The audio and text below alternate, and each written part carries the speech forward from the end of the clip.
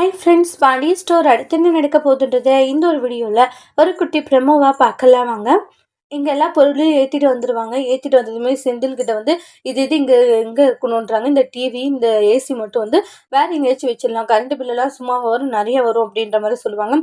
செம்ம கடுப்பாகுது நம்ம செந்திலுக்கு. இதை பார்த்துட்டு மீனை சிரிக்கிறாங்க. அப்புறமா எல்லா பொருளையுமே பார்த்தீங்கன்னா அரேஞ்ச் பண்ணிடுவாங்க. உள்ளே வந்து ரூமில் கடுன்னு மீனை கிட்ட ஏதாச்சும் ஒன்று கற்றுக்கிட்டே இருப்பாங்க. என்னதான் உங்களுக்கு பிரச்சனை, எதுக்கு இப்படி பண்ணிட்டு இருக்கீங்கன்றாங்க. எல்லாத்துக்கும் காரணம் நீதானன்றாங்க.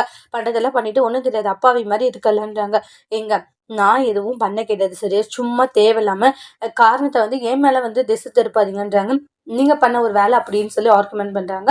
அப்புறமா குமார் கிட்ட பேசிட்டு இருப்பாங்க. இது மாதிரி கல்யாணம் பண்ணிக்காது, ஏன்னா அந்த குடும்பத்துல இருந்து பொண்ணு எடுத்து நான் கஷ்டப்பட்டது போதும், நீ அந்த குடும்பத்துல இருந்து பொண்ணு எடுத்து கஷ்டப்படணும்னு நினைக்கிறியா, தயவு செஞ்சு அந்த குடும்பத்துல இருந்து பொண்ணு எடுத்து நீ கஷ்டப்படாத அப்படின்ற மாதிரி எல்லாம் சொல்லுவாங்க. நான் கஷ்டப்படக்கூடாதா, என்ன ரொம்ப என் மேல உனக்கு அக்கறை தான்றாங்க. அப்படி அக்கறை இருக்கிறியாவும் உன் தங்கச்சி நீ என்ன கல்யாணம் பண்ணி கொடுக்குறியான்றாங்க. கண்டிப்பா கொடுக்குறேன்னு ஒரு நிமிஷம் குமாருக்கு ரொம்ப அதிர்ச்சி. உண்மையை சொல்லிட்டு இருக்க, உண்மையதான் சொல்லிட்டு இருக்கேன், நான் என்னோட தங்கச்சி உனக்கு கல்யாணம் பண்ணி கொடுக்குறேன்றாங்க. அப்படின்னு சொல்லும் போது எனக்கும் சரி ஓகேதான்ற மாதிரி சொல்லிட்டு போயிடுவாங்க.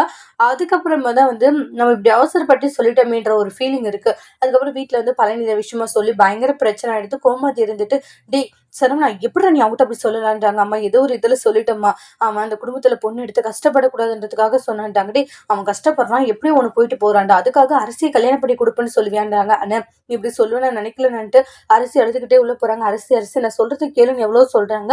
அரிசி ஃபீல் பண்ணிட்டே போயிடுவாங்க.